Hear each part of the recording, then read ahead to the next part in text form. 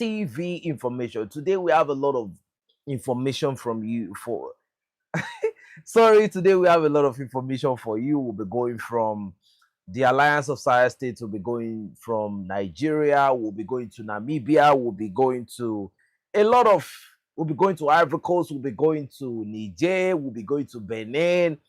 We have so much information to give to you today. Sorry for the glitch. I'm just coming back from work. I'm very, very tired today, but let's do it. So now, the Nigerian collaboration with the United States is now in the public domain. I'm talking about the information, okay? So now, according to information from analysts, okay, the particular mechanized infantry brigade that has been deployed to Nigeria is the 3rd Special Forces Group. This is the 3rd Special Forces Mechanized Infantry Brigade. Now, based on information, they said the reason why they are deploying this particular brigade to Nigeria, and they will be deploying them to the most kinetic theater of operation, according to information, they said it's because of their experience, their vast experience in counter-terrorism, and their technical know-how on the line of contact. I don't know, man, but that is the information that has been given to us, okay? Now, according to the information, they said this unit took off from the Ghana Air Base. So, from wherever they were coming from, they landed in Ghana. Now, from Ghana, they took off and they landed in Nigeria. Additional report details have emerged regarding the Nigerian-US counterterrorism deal. Okay? According to the cable, which is a United States mainstream source, the United States have requested a drone refueling station in Nigeria. So, they are saying that they are not going to be having a military base in Nigeria. Don't worry about the military base. Okay? They said they won't be having a military base. That all they need from Nigeria is a drone refueling center, okay, to conduct long-range operation. So why do they need this drone refueling station? They said to conduct long-range operations across the country without establishing a permanent base on the Nigerian soil. So what they're saying now is that they don't want to have a permanent base in Nigeria, but what they want is a drone refueling station, right? So now, a state in the northeast is reportedly selected to host this refueling base. Ladies and gentlemen, do you know where I'm going? A state in the northeastern part of Nigeria. Now, we do understand something. When you are talking about the most kinetic place in Nigeria right now, you are talking about the northeastern theater of operation. The northeast. You are talking about Borno State. You know, when you go to the likes of Jakaina, like, this is the most, if you want some formidable enemy, you are talking about the northeastern theater of operation in Nigeria. You are going to get a fight. If you want a fight, you are going to get a fight. And if you think you are going to have a drone base in some probably state capital or something, man, I'm telling you, they are going to try everything in their power to infiltrate that drone base. Why am I saying this? I was watching a session today where there is this bandit. They call him a celebrity bandit in Libya. When this bandit was released from captivity, over 4,000 people were celebrating him. I'm talking about both locals, and over 1,000 bandits came to celebrate his return. Apart from that, political office holders in Katsina State, in the region of Libya, they came to pay their homage to a terrorist. They call him a celebrity terrorist. I've forgotten his name. It's Abu something. Ladies and gentlemen, according to information, he was captured by Bello Torji. They said bandits from neighboring communities came to welcome, they came to celebrate his return. His people were celebrating him. Why? They said he's granting them more protection than the government. Ladies and gentlemen, you see, the situation of Nigeria, So now a terrorist is now carrying out the constitutional duty of the authorities. What do you call that? Let's move forward. Let's move forward. See, the information today is too much, so we have to move forward with immediate effect. So they said a state in the northeast have been selected. I know that state is not Borno State. It will not be, but somewhere in the northeast.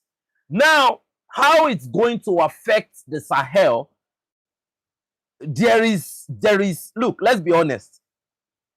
Bombs can fly by mistake. Look, just get it. They are saying that, okay, we're not going to have a permanent base. So you want to have a drone base. According to them, they say we'll be using this drone base to provide air cover for the mechanized infantry battalion of the Nigerian army. Okay? Now, what they said is this.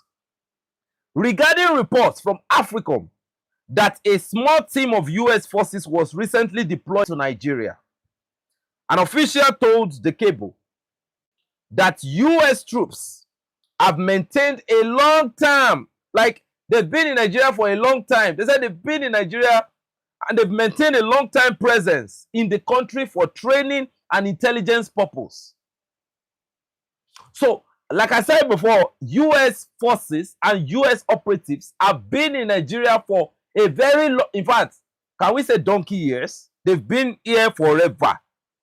So, they said they've maintained long-term presence in the country for training and intelligence purpose. The scope of this contingent duty has simply widened to meet the current security need.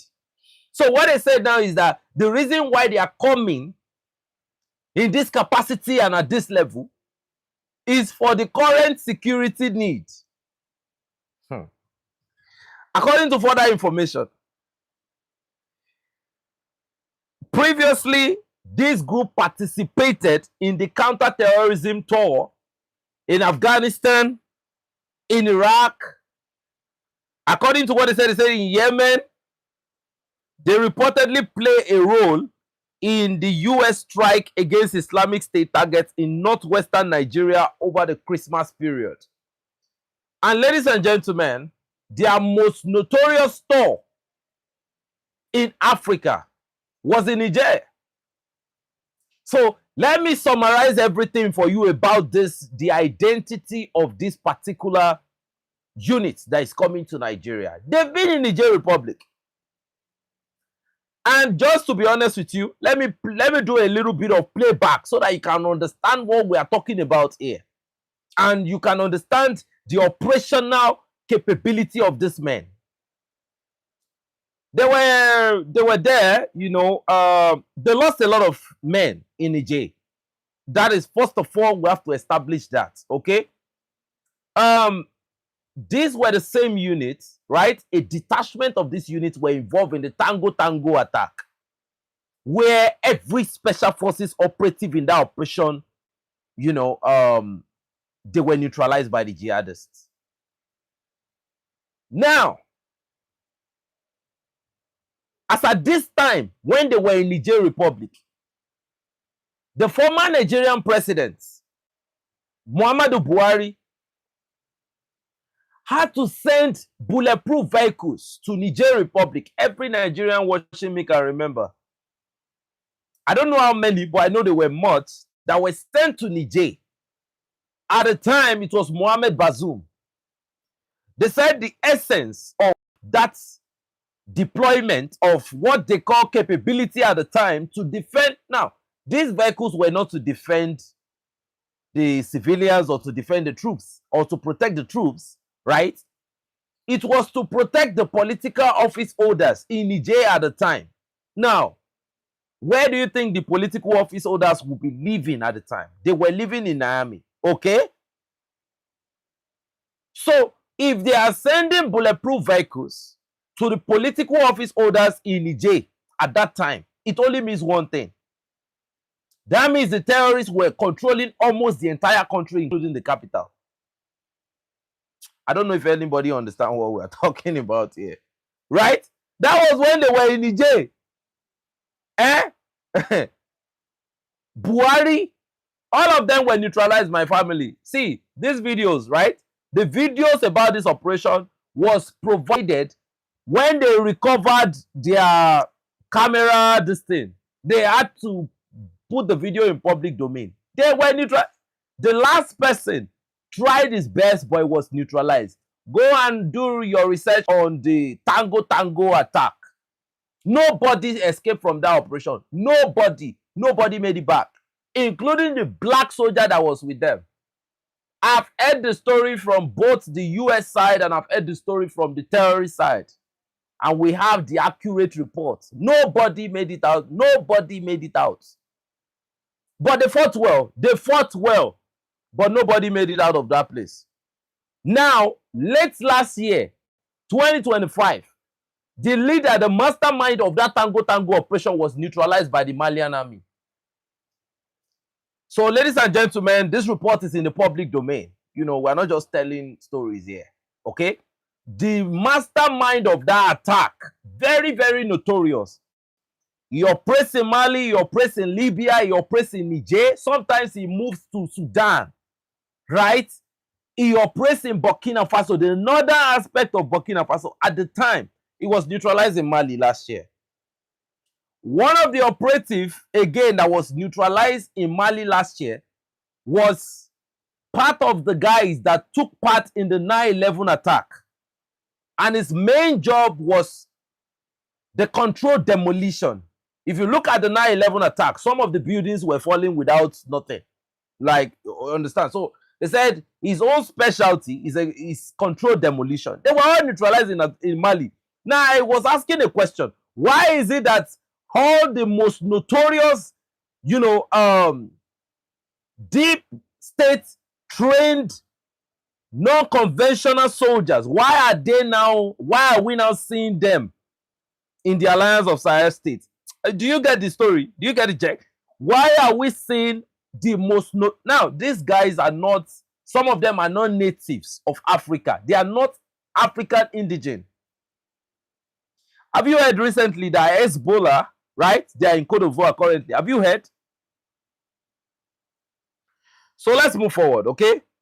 So the big question is, why are all these notorious individuals that have a very, very notorious reputation under their belt, why are they all in the Sahel? Why are they now, we are now seeing them, some of them getting neutralized? Another big question is, why is the French nation among the people that were neutralized in the, you know, terrorist attack on the Diori Amani International Air Base?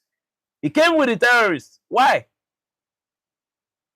So these are questions that we need to ask when it comes to the geostrategic analysis of what is going on right now. Okay?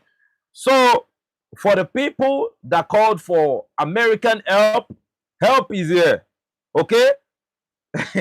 We've seen them before. It's not like these guys that are coming, it's not like they are it's not like they are jumping down from heaven. We've seen them before, right? And as at the time they were on ground and they were working effortlessly in Niger, the entire territory was consumed by jihadists. Entire territory. So it's a catch-22. They can come to Nigeria and actually devastate ISWAP. Now remember, America is not in Nigeria to fight Boko Haram. Let's be very, very clear. They are not in Nigeria to fight bandits. They made it very, very clear. They said ISWAP, Islamic State in West African province. And don't forget that the USAID was funding Boko Haram. Hey, how are we going to explain ourselves to the people? Right? Are you aware that after the Tomahawk attack, there was a combined operation? There was something that looked like a combined operation from both the army, the Boko Haram, or the ISWAP. A lot of people don't understand. So let's hope they help you defeat ISWAP So you will now have another negotiation with, you will now start battling with Boko Haram. Probably that would be a different deal entirely. Then you will now start battling bandits. Those ones, see, now imagine the illustration I gave you. That a place in Katsina State, over 3,000 people came to welcome back a terrorist. I'm going to post the video when I'm posting my normal video. This is a stream. You are going to see how people were dancing, okay, and celebrating the terrorists. We've seen so many peace deal with terrorists in the Bakori local government, right? Now, this is GB. This is a different place. This is Gibia, right? So, you are going to hear different testimony when I play the real video tomorrow. So now, a place where the locals are celebrating bandits and are celebrating terrorists, do you think there is any force that is going to come in and get 100% success in that kind of place? And the locals are not going to be the intel providers and surveillance, operatives for the jihadists. All right. But, what some of the citizens, not all the citizens, what some of the citizens ask for, which to them and to some extent could be valid, is here. Okay, the QRF team is here. So let's see. All right. I'm not saying it's a bad thing, but I'm just saying let us see. At least we are here, we will see. So because yesterday, my last video, a lot of people said I was going against Nigeria. I'm not going against you now. I'm just saying, right? You've called for your quick response force. They are here. But we've seen them in Niger. They're not going to perform a miracle. We've seen them in Niger. And if you think the terrorists in Nigeria, especially ISWAP, if you think, let me tell you something. Do you know that ISWAP is sponsored by another powerful country? Allegedly. So that they won't say Andre said it. Okay? Do you know that ISWAP is sponsored? They're not sponsored by these people. That is why you see a conflict of interest right now. They are sponsored by some, no sound. I don't understand. There should be sound.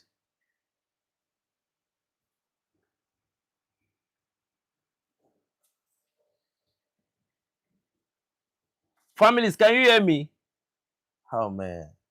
I need to remove this person.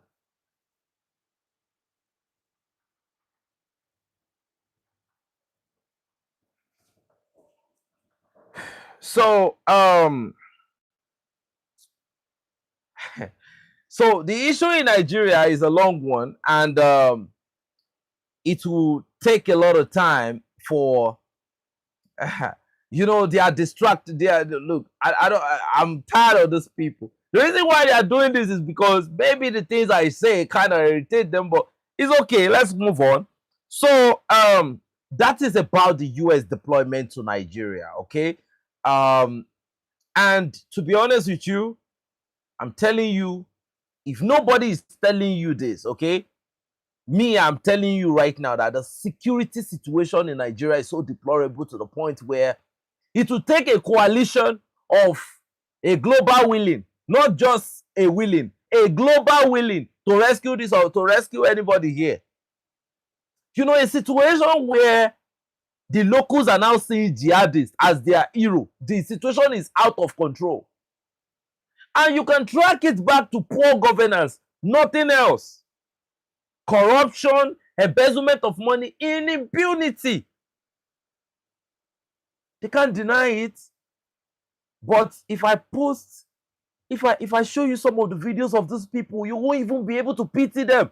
Because, man, there are some elections that they're about to do. The people are asking the people that want to contest to come and give them money. Why are you not going to get puppets in place? Oh, fuck. Hold on, family, please. Hold on. Somebody switched off my gen. Oh, crying out loud.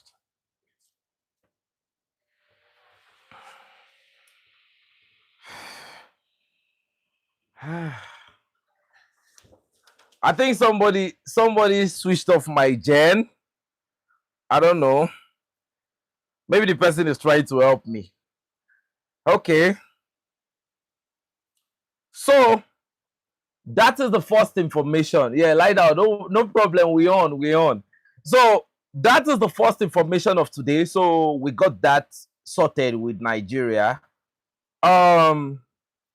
Secondly, right? So the drone base in Niger Republic that has now been removed, has now been reinstalled in Nigeria. Okay? The drone base in Niger Republic that was removed, courtesy of General Abdurrahmani Chiani, will now be in Nigeria again. Now, if you look at the location, the target location, right? Their target location, they say northeast. We don't know. They can change their mind. This is the US talking. This information is in the public domain, is on cable. They can end up saying northwest. They can say north central. They can say anywhere along that location. But saying northeast, they are already on the nose of the Niger Republic. Just that is a clear information right there. So they said they would have a drone base, and according to them, right, they will use this drone to organize area cover and reconnaissance operation.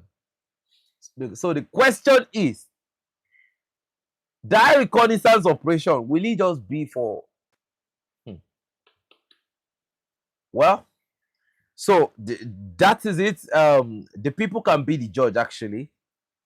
So secondly, Mali today alone, Mali neutralized more than 48 terrorists. Today, only in Segu, they neutralized 35. They neutralized 15 in a wooded area. The second group was neutralized around a river Rhine area. The video is already, you can find it on X, it's on the Farmer official platform. We've posted it on our Telegram channel too, via Brother Omar Keita. It's of Malian origin. Malian neutralized another 10. First 15, another 10. Towards the outskirts of Sergu, they neutralized another 10, making 35.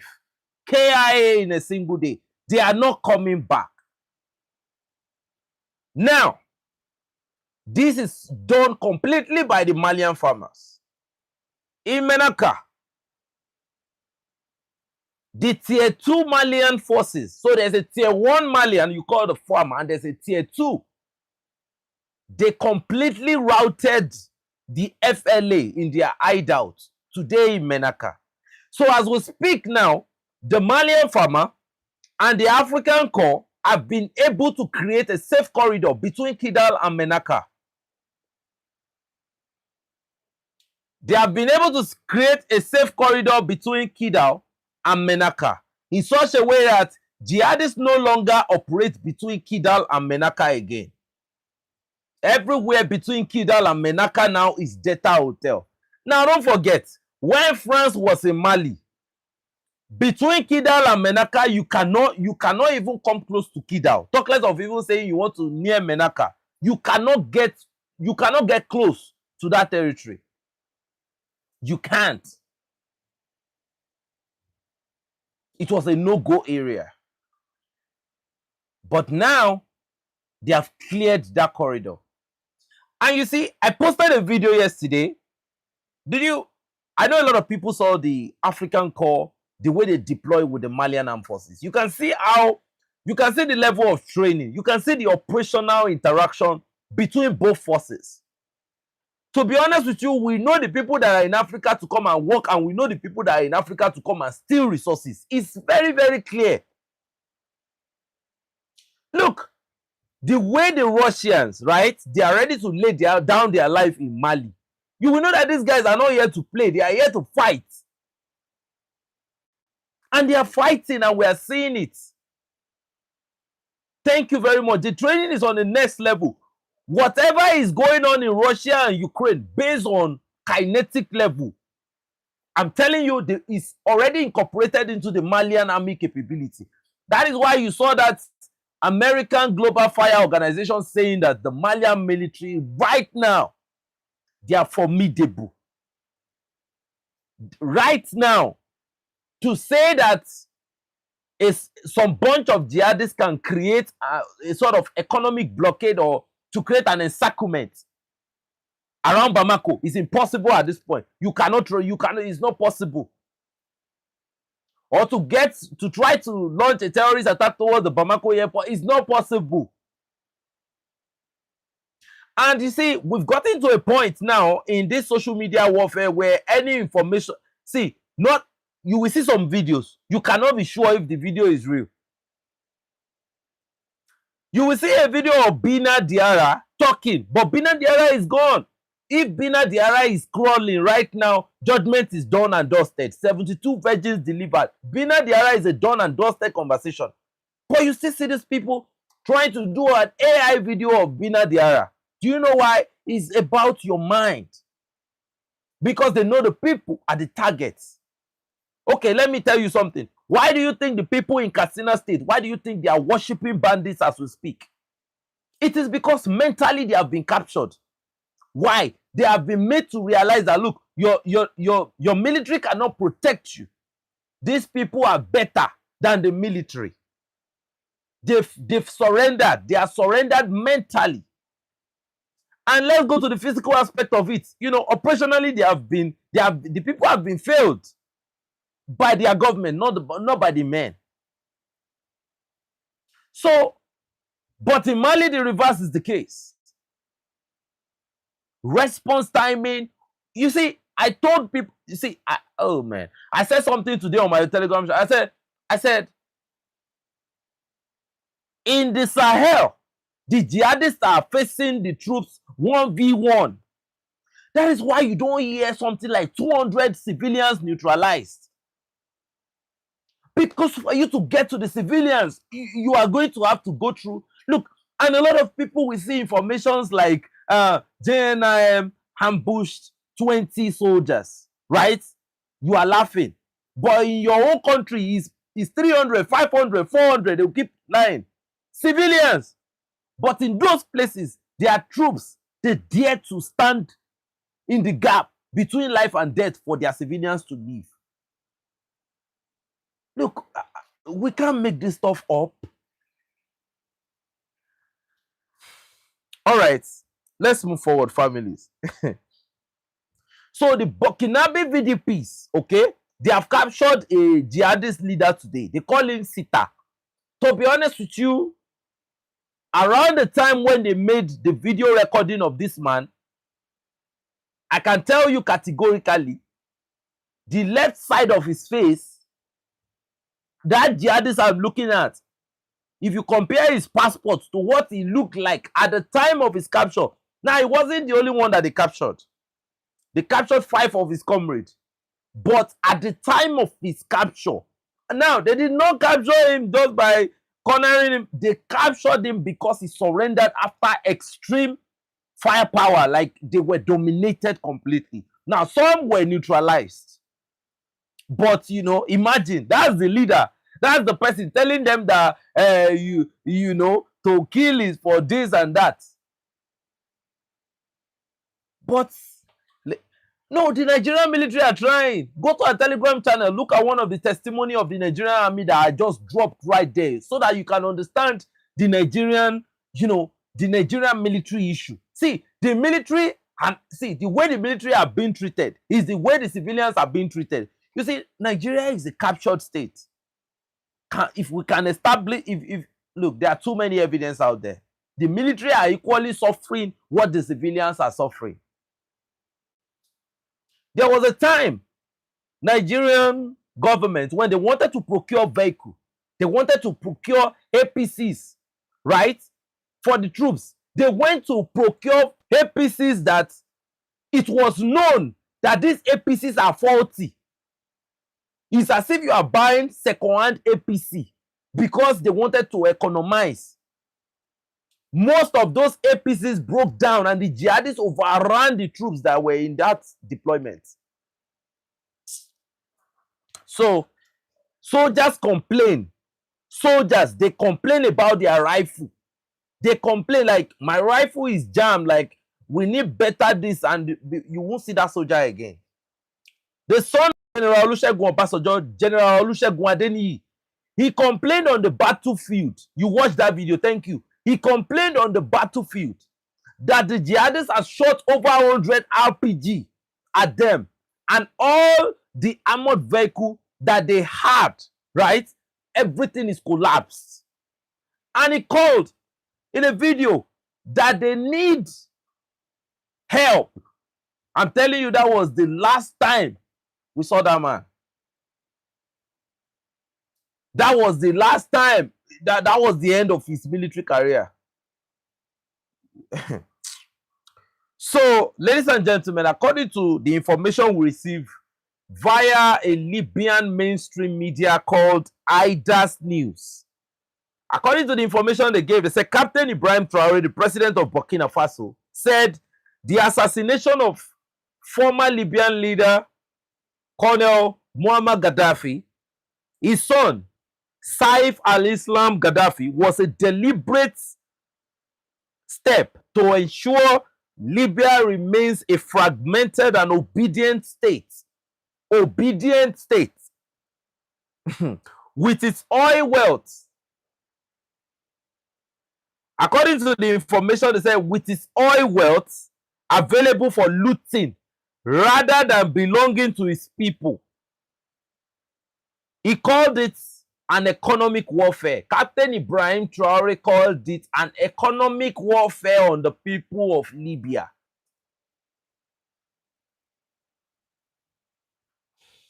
So when you look at the modus operandi of those that went to get Islam Gaddafi. Now, first of all, let me tell the Libyan people categorically that I'm totally disappointed in them. I was seeing over 1 million people at his burial. Over 1 million.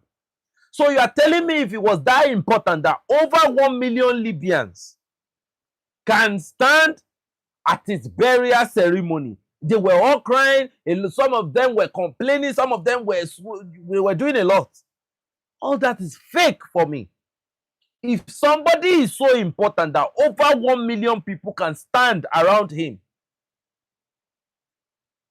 after his death, okay? Why are you all even standing in the first place?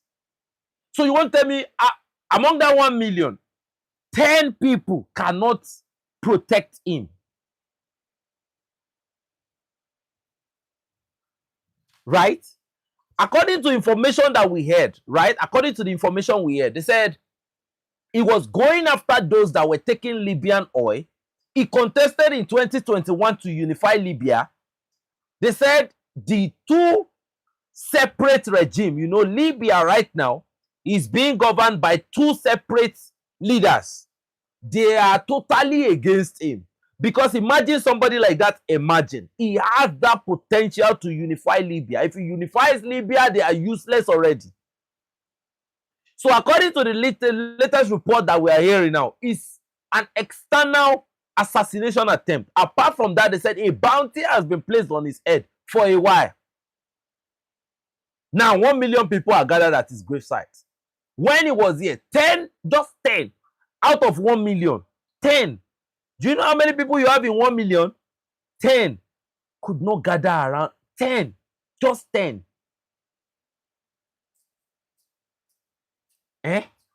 Before you get to 1 million, see, in 1 million, you have 100,000. 100,000. So they are telling me that they cannot get 10 people to defend him. In Burkina Faso, we have the Wayinyas. Men who have dedicated their life to watch and, you know, defend their president. That's how to tell you that they value him. So, and according to the information we had, based on his plan, his intention was that once he comes to power, Libya would have been the ports for the AES, would have been the port state. It would have been the coastal state for the AES. A lot of people don't understand something. The AES is in the middle of a war. A lot of people are saying Black Winter is coming. Black Winter. You are in the middle of the war. The AES is in the middle of a war. Economic war, kinetic war in form of terrorism. See, you should know how itchy the people that want to see the AES feel.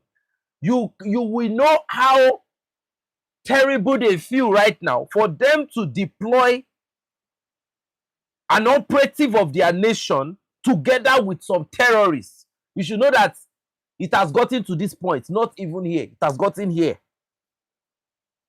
They can't wait to see the AES fall. But so far, so good, they have failed.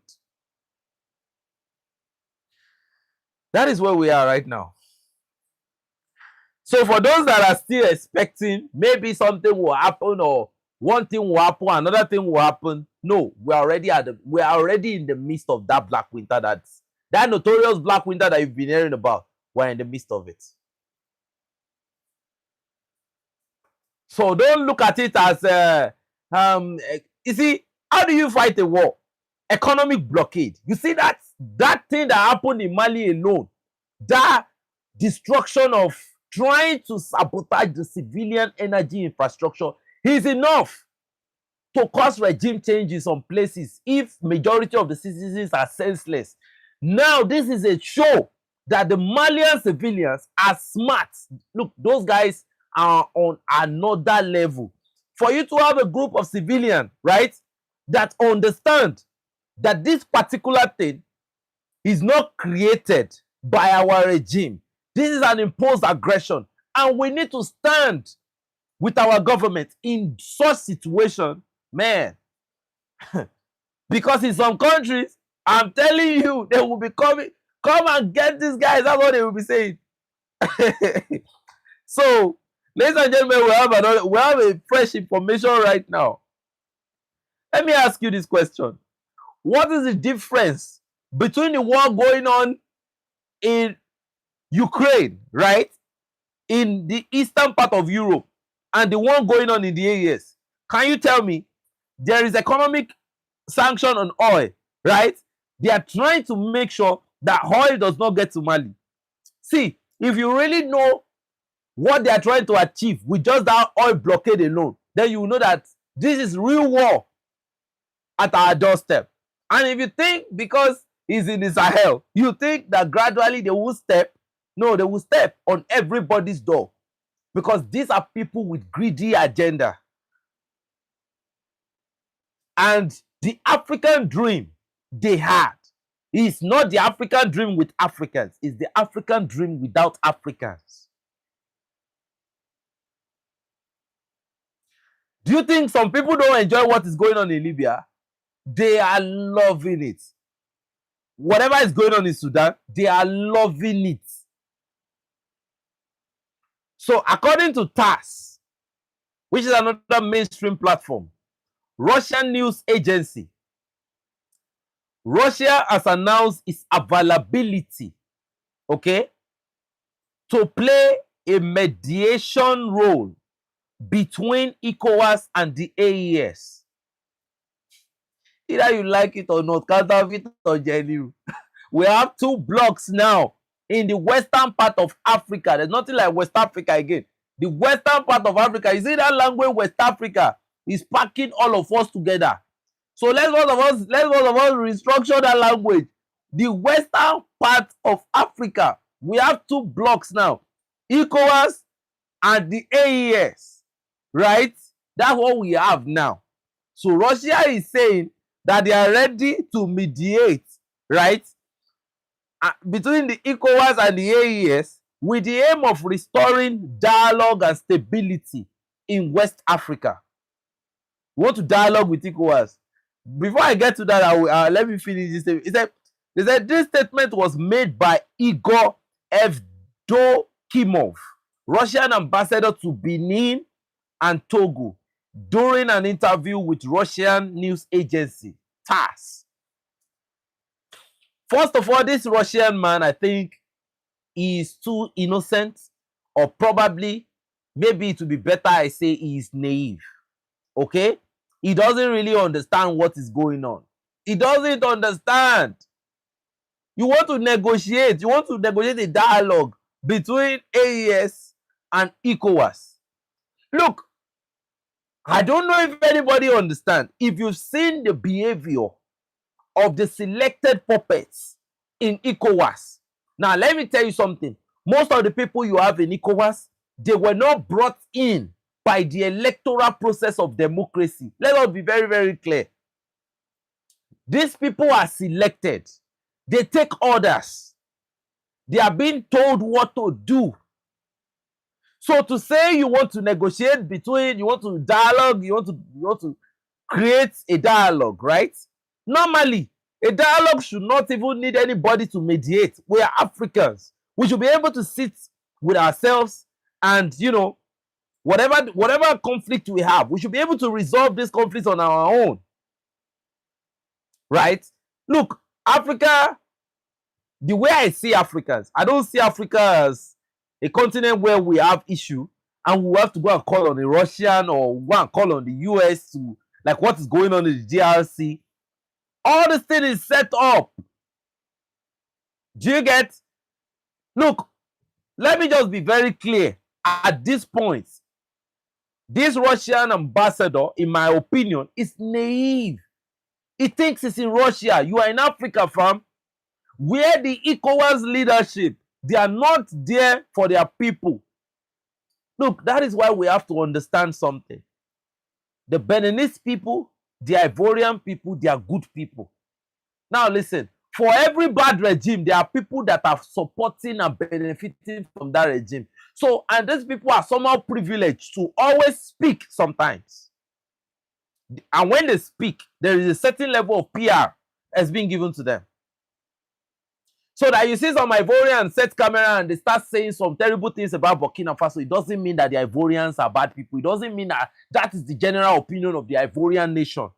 We all saw what happened during the Ivorian election. Categorically, I'm saying this unapologetically. We saw it. People were beaten mercilessly.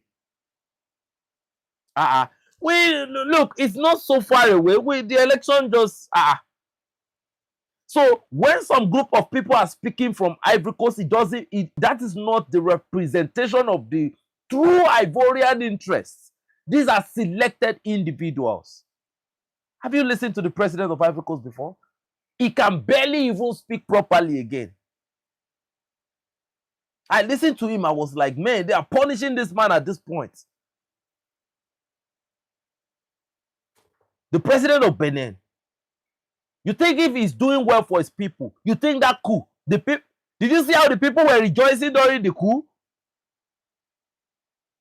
So those people don't represent the interest of their people. So to say you want to call for a dialogue between ECOWAS and the AES is like saying you want to call for a dialogue between France and the AES. Because these people, they are taking orders from certain people. Before anything happens, they will be like, hello, sir.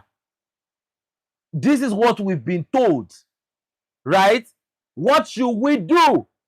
So if the order is not coming from Elisi that move, they are not moving.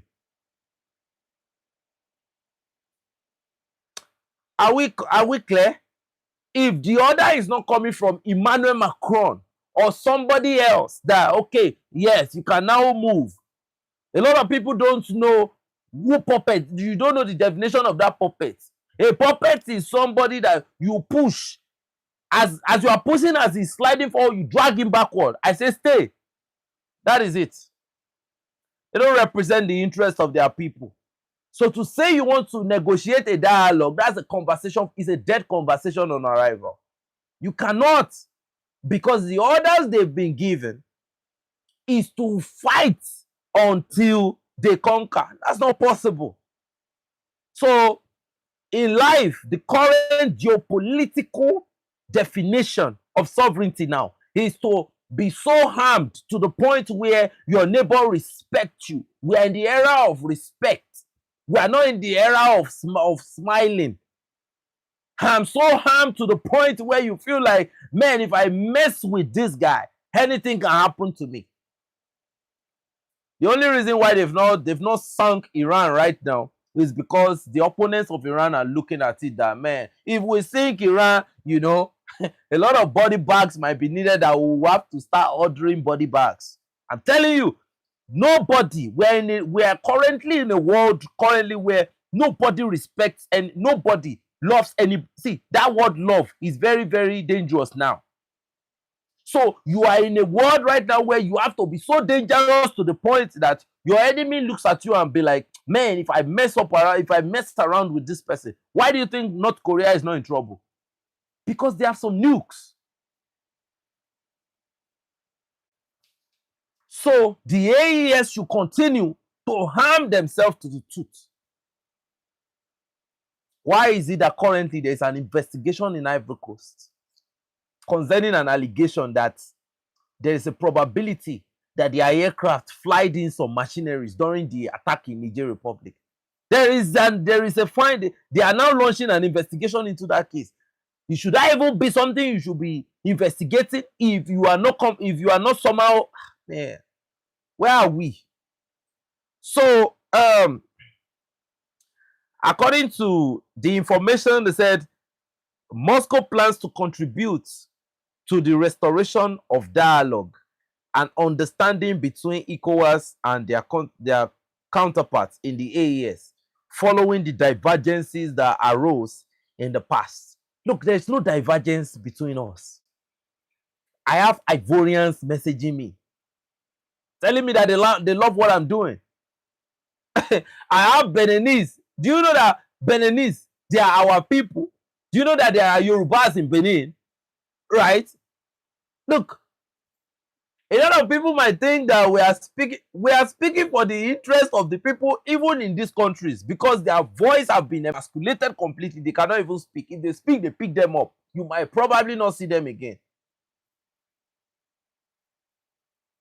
So when you talk about this geopolitical aggression, we are not talking about the innocent people. We're not talking about the civilians in Ivory Coast.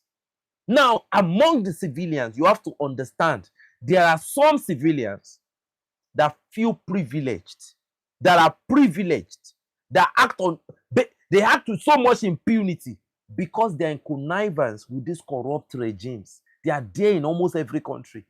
They've just been paralyzed in the AES. You have them there too. Some of them have run out of the AES. They are the ones that are now talking from France now. They are the ones that are causing so much problem from diaspora right now. You have them in every country. They are always supporting. I call them tools. Their allegiance is to nobody. It's like what they believe. They believe that they are capable with either their mouth or their skill of manipulation to cause an enormous level of disaster.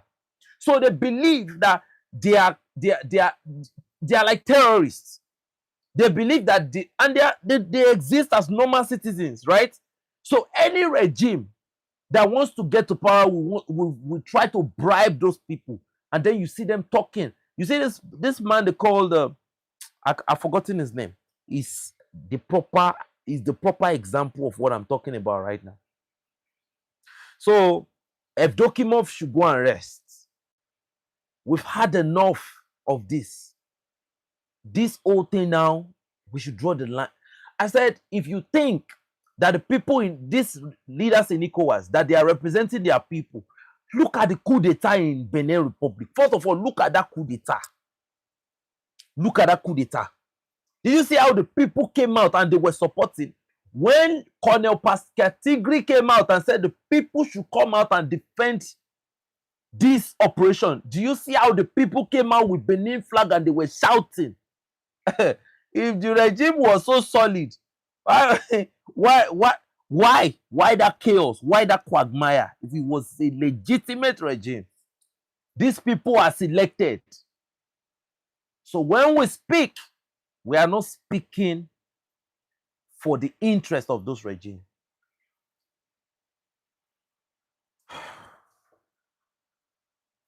This thing exists in all ECOWAS countries. Even Julius Maada Bio is in the conclave of this example I'm giving. Look at most ECOWAS countries. No, look at most ECOWAS countries. Wherever they are now, they should be doing better. And there is this manipulation going on that there are some of them that are not experiencing terrorism. There are two things involved. If you are not experiencing terrorism, you either don't have anything strategic, anything of strategic benefit, you don't have it, or you are a puppet. Almost everybody is a puppet. That is why you are not being attacked. You don't have anything of benefit. Look at Ghana. Ghana has gold. To them, Ghana is now doing too much with their Ghana Go board. To them now, Ghana is doing too much. So let's be clear with something. They said Ghana deployed French forces. I have somebody that was telling me something yesterday in the conversation, but never mind. Ghana, right? In fact, by next year, Ghana will start stamping their gold. When you pick Ghanaian gold, you say they write on it, made in Ghana. Right? So, now, with that said, they don't want Ghana to just have the whole of that show. Now, the next thing you heard Galamsey. All of a sudden, you heard Galamsey. So, if these are just, do you know what they call illegal miners? They are just miners. They call them illegal miners. Don't fall for that scam. These guys are not illegal miners. They are terrorists. Terrorists are inside Ghana. Terrorists are inside Ghana as we speak. So if they are illegal miners, why do you need the French to come and teach you how to attack them? I don't understand this whole thing. So they are illegal miners. So you mean the military of the country cannot deal with illegal miners by themselves? Illegal miners are people that mine illegally, right? You should be able to get them out. Man, to me, let me even tell you, I think Ghana is already playing these people. To be honest with you, the Ghanaians are playing them. See, let me tell you something. Let me tell you something why I think Ghana is playing these people. Number one, it's like bandits is disturbing my environment. And I went to call Bello Toji. Come and be my, I went to call the kingpin of all the bandits and tell the guy, come and be the superintendent of the security guards here. That is me telling that superintendent, if that superintendent is really smart, me telling him that I know you are at work here. Come and protect this place. That aside, the whole world has already known that there are French troops in Ghana. That is blowing their cover completely.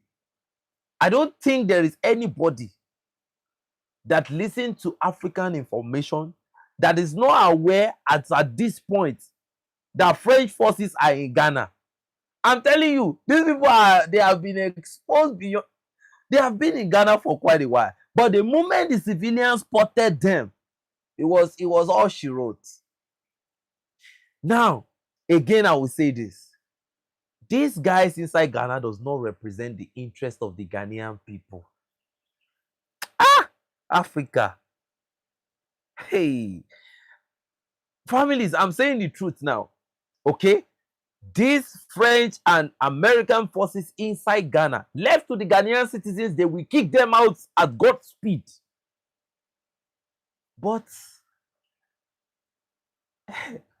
the regime is giving us a python dance. But at the same time, whatever plots these people have is in the open. And whatever is in the open is no longer secret. And whatever is no longer secret is already compromised. So, but the question I'm asking now, those guys in the northern part of Ghana, are they illegal miners or they are terrorists? Because if they are illegal miners, why do you need the French troops to come and teach you, to come and train you specially So there's a lot right there on its own that, in fact, needs a lot of investigation on its own. Illegal miners. And you know, we've been hearing this story of illegal miners for a while. Let's calculate this thing. Why did Zelensky said Mahama was going to sponsor a drone program to protect the northern territory of Ghana? There is a geopolitical play right here. A lot of people don't understand. This is a carefully orchestrated move. The people, the leaders are exactly like the people. No. Let's get something clear. I'm not blaming. Look, you said I'm blaming it on the leaders, right? I will blame it on the leaders. Do you know why? See, Africa, let me tell you something. You see, Tinubu has the same problem. Okay? Ghana already has the same problem. Ivory Coast has the same problem. Benin has the same problem. If you don't know, Togo has the same problem. Right? Do you know why we cannot blame the civilians but these people? See, the people of this country are saying no. In the deeper parts of this leader's mind, they are saying no. They are saying this. They are saying the struggle of their people. But why do you think they are not? They are so wicked? No, they are under control. Why is it that when the Nigerian president, any president in Nigeria, when you come to office, you have to travel to UK first? You have to travel to US first. There are some papers they are going to put before you. Come, listen, you are here to carry out instructions. Don't see yourself as anything special. This is how this thing is. You think it's just easy that regime after regime, there is no difference. And once there is a difference, that leader is either is assassinated, he doesn't live long, or something happens. That is why they tell you they want civilians in power, because they know that these people, they can easily be manipulated. Not just manipulated, they can be controlled, they can be threatened. You will threaten civilians with death, they will give up. You will threaten civilians with death, they will give up. Islam Gaddafi in Libya, what happened? Who killed Islam Gaddafi? It's people. That's it at the end of the day, right? You think there's a country on the planet? Families, listen, in Russia currently, are there no Russians taking bribe to kill their generals? You think there is no level that these people cannot take espionage to? What do you think is the meaning of espionage? You get people from that country to betray their regime, to betray their nation. It's impossible for any leader in Africa to stamp his foot on the ground and say, I'm telling you, these people are extremely dangerous. They will use your people. How was Sankara brought down? How was Lumumba brought down? So these civilians have looked at it that, man, from either side, they've seen that these people can easily infiltrate my people. Thank you very much. These people can easily. There are armed robbers, armed robbers. Let's not even talk about terrorism. How much do you think they will give these people? Okay, how much do you think they give the people that wanted to plot a coup in Burkina Faso recently? The difference between the people, the leaders in Burkina, in the AES, and these ones down south at the coast is the military mindset and the civilian mindset.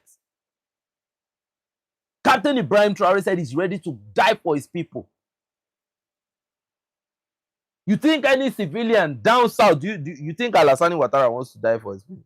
I mean, you think that Paul Biya, even at his you think that Paul Biya, even at his old age, you think he wants to, you think he wants to die for his people? Paul Biya, as old as he is, you think he wants to die for his people? Civilians, they can easily be controlled. You don't control military when it comes, a military personnel, you don't control them when it comes to their country. When a military personnel tell you, I don't want to be compromised, you don't compromise them. You can only eliminate them. You cannot control them.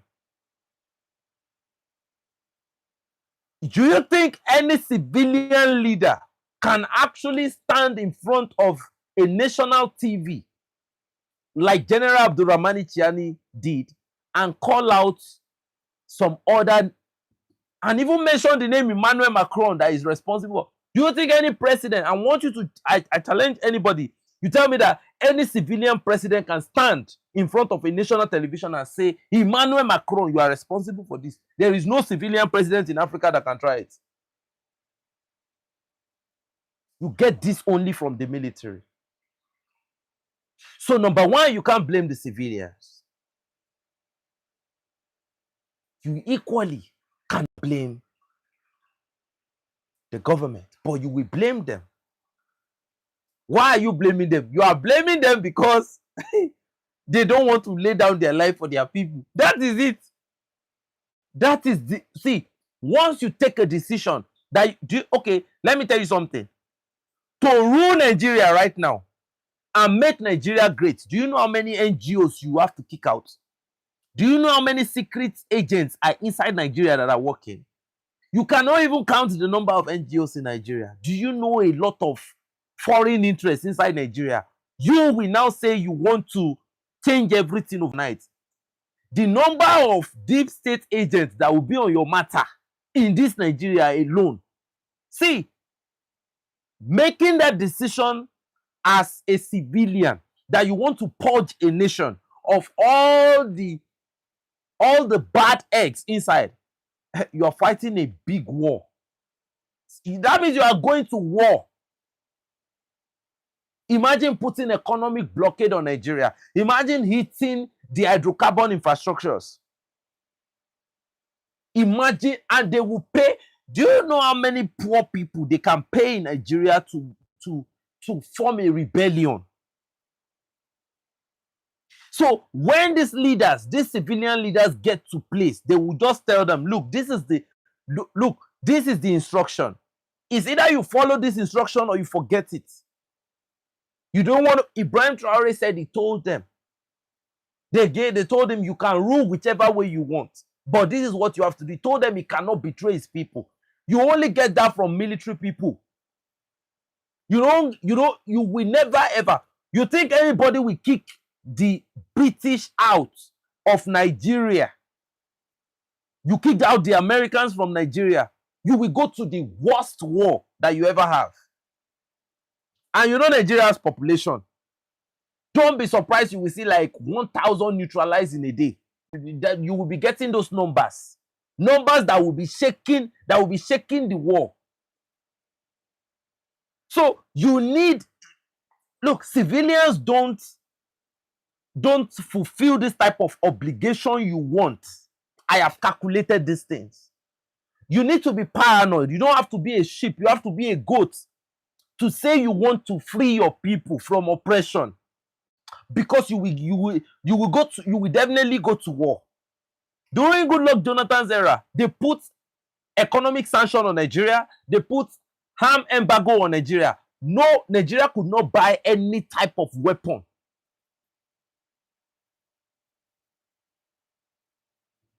So the moment you sign a defense pact with Russia, the terrorism will blow through the roof. Let me tell you something.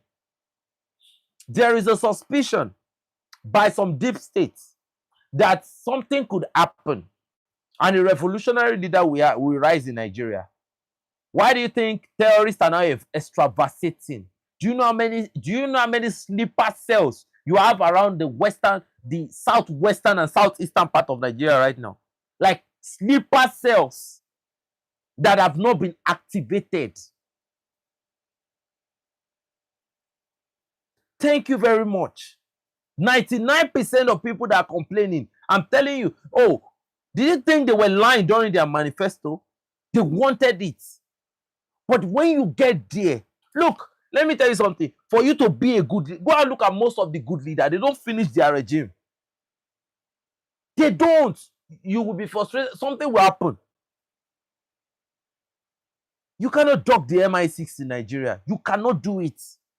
Nigeria, when you see some inauguration ceremony, when you see some launching ceremony, you see MI6 logo there. Ask David Udeyi that I said you see MI6 logo in Nigerian this thing. You see it clearly. Ask David Udeyi that I said it. Now you think you want to liberate Nigerians from this? They own this country. So a civilian is not going to free this country. A military, only somebody with the heart that I am ready to go for my people. Gaddafi was ready to go for his people, right? Gaddafi, see, you will not have a you will not have a civilian that will do half of what they are doing in the Sahel currently. See, Mahama has tried his best. He's been overwhelmed. It's game over. He has tried his best. So that Russian, whatever, saying that there should be a dialogue. There is no dialogue anywhere because the ECOWAS leaders, they follow orders.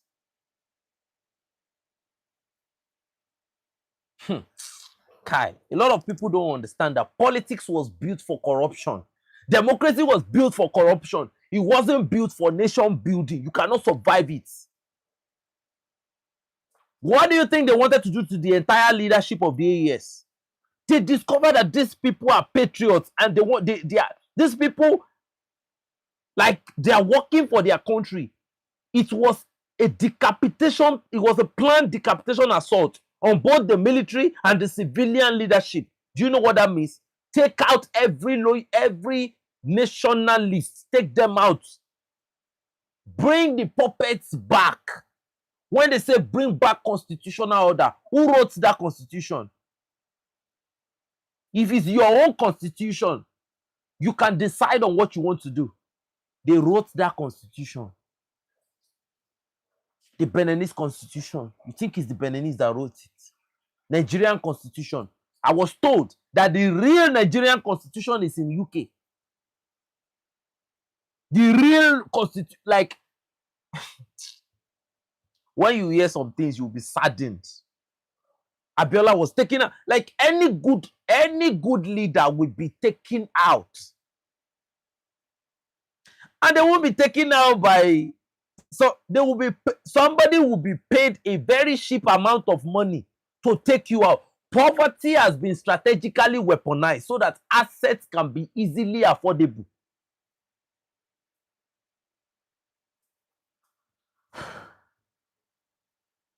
See, there is no way you are going to save your nation. You will have to carry out some jobs. I'm telling you, they will rope you from every side. Why do you think Duma Boko, right, the president of Botswana, is trying to do something great? They are almost trying to rattle him right now. Umaru Musa Yar'Adua, he started threatening the capitalists. Umaru Musa Yar'Adua, one of the greatest, to me, the greatest president whoever that I've ever seen in my own lifetime in Nigeria. He was going at Dangote. I thought Dangote was so rich. If you look at the amount of money Dangote is living on the blood, sweat, and tears of Nigerians. Yar'Adua went straight. He went to the jugular of the enemy straight. And after some time, we didn't see him no more. Said he fell sick and he died. Have you ever heard that there are radioactive elements like the polonium? You will smell it and you are done. It's a delayed effect of multiple organ failure. Why do you think Captain Ibrahim Traore was wearing nose mask at first? Assimi Goita to this day still wear nose masks sometimes. You cannot estimate the level that these people can go. But yet, you will need a military mind, a God's mind, to really, really face this aggression. The AES is in the middle of a war. What are they doing in Russia? They are fighting Russia. they will send a delegation to go and negotiate peace. They will fight them. They will send a delegation. Like, that delegation is not for peace. It's to ask, are you ready to surrender? We are going to come more. Are you ready to surrender? It's like stick and carrots. They give you a lot of stick, they come back. They send a delegation. We're ready to partner with you. See, if you get it, they go to the Sahel and tell them, we are ready to partner with you, most especially on security. That's the language. Who controls the terrorists? Look, this is how it's going to be. If they surrender, you will hear, oh, ceasefire, ceasefire, ceasefire.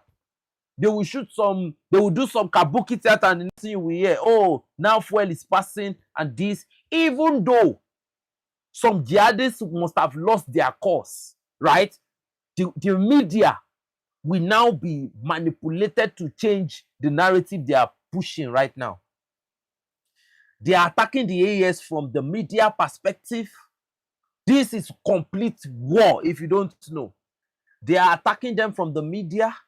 They are attacking their energy infrastructure. Have you heard that they blew some oil pipeline in Niger? There's some information are too much in a day that we get. I don't even look for information. I have people that get this information and they give it to me. Andre, go and do this thing. You can do it. It's your thing. There are people that get this information and they will send it to me. This is war. So, according to the information that we are getting, the AES television has now been reportedly blocked in Congo, in Ivory Coast. The AES has now reportedly blocked. The AES television is reportedly blocked in Ivory Coast. Right? They said for communication, they said they are censoring it so as to filter their communication network so that propagandas don't get into their civilian. They said they are protecting their civilian from bad communication. I don't know what that means. Okay? They probably feel, they probably feel like the truth, because some people in Ivory Coast, they might not have access to the truth. So the AES television will actually provide the truth to these people, and they don't want it to happen. So what do? They knock it down. So, that is it. So we have another information now. I have to make a clarification here. There was an ambush in Makolondi in Niger. I know a lot of you must have heard about the Makolondi operation, where over 50 jihadists are counting, right? Some figures say 38, some figures say 40 something.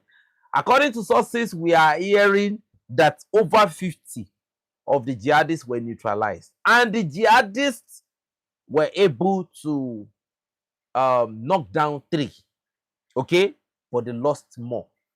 This is war. You are not bulletproof. Some go down, but make sure that your enemy suffer more losses than you do. Okay? Now, from what we now noticed, this was a bloody ambush that was planned by the enemy, but it backfired very quickly because there was also area support for the troops. So the enemy was routed very quickly. Now, we discovered something. So, part of what was recovered from the first few troops that were neutralized, because it was an ambush, so the enemy initiated contact first.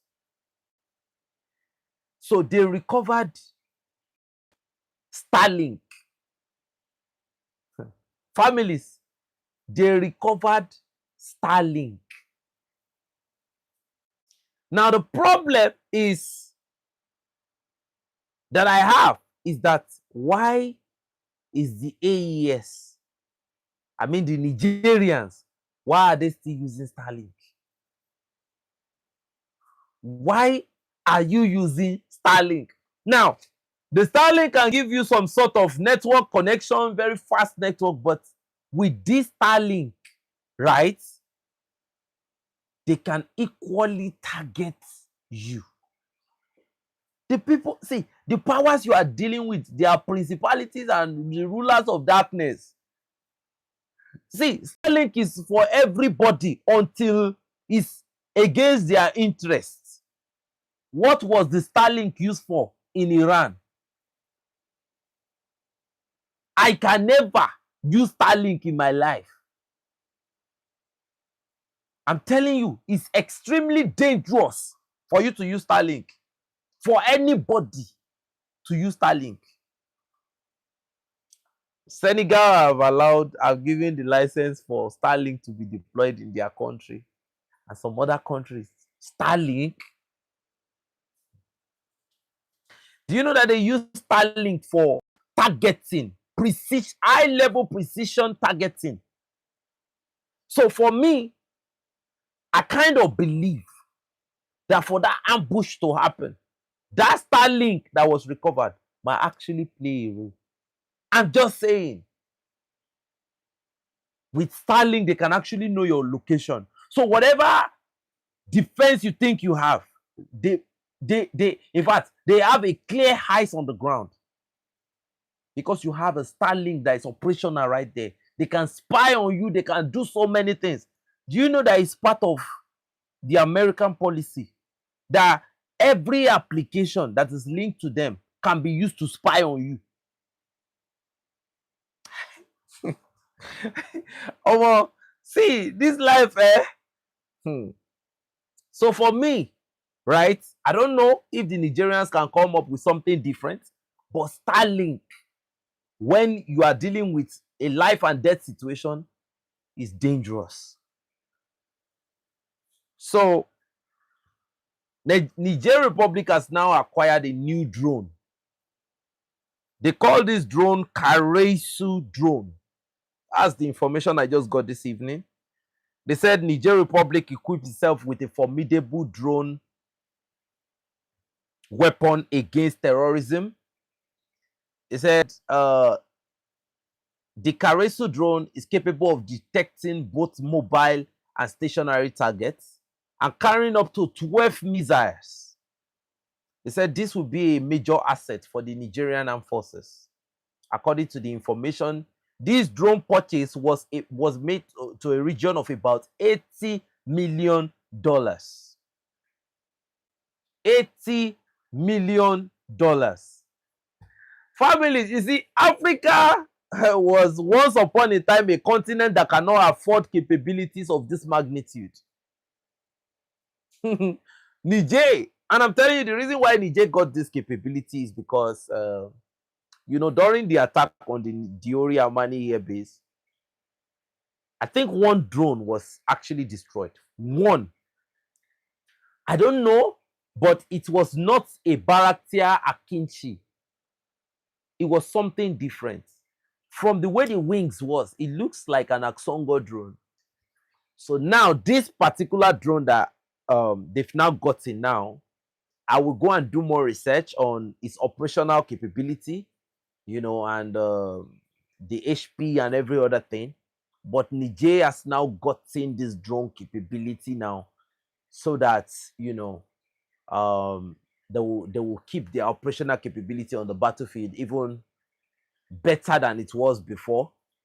For me, I think this is a good development, and I think we are seeing, you know, empire real estate equipment right now in a country like Niger, because they dare to stamp their authority on their sovereignty. Nearly every African country has the financial capability.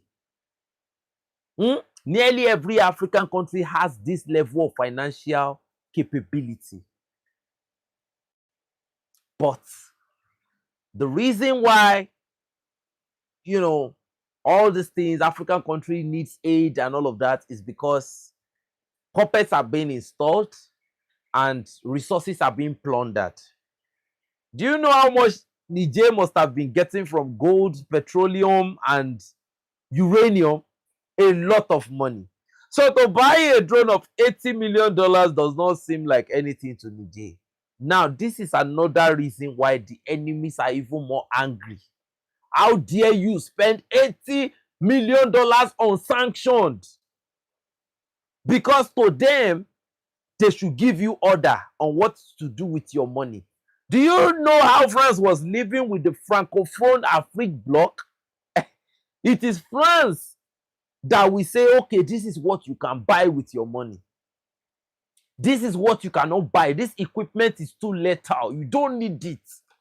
I will train you with mahogany. You don't know how to use an AK-47 and you don't have the right to use an AK-47. Ah, man. I pray that we may we not be manipulated. That is the biggest prayer we should be praying. So, family, this is where I'm going to close the show for today. I really appreciate your time. It was really, really a good time with you all. I'm happy. Yeah, it was a very, very tough day for me. Tired, but I have an obligation to every good people of the Android community, and I want to say thank you for your support, and God bless you. La patrie ou l'amour.